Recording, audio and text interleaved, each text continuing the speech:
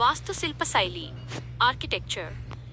వీడియోలో చూస్తున్నట్లుగా విజయనగర రాజులు విజయనగర శైలి అనే ప్రత్యేక వాస్తుకళను అభివృద్ధి చేశారు.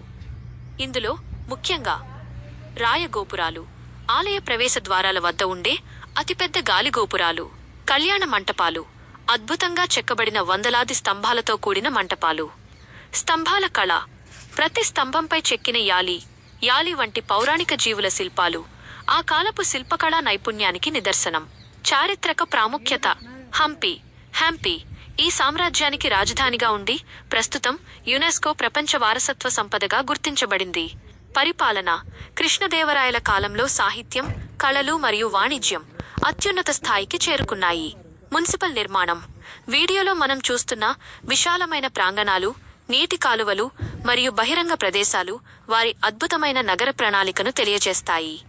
ఈ వీడియోలో కనిపిస్తున్న శిథిలాలు కేవలం రాళ్లు కావు, అవి దక్షిణ భారతదేశపు స్వర్ణయుగానికి సజీవ సాక్ష్యాలు.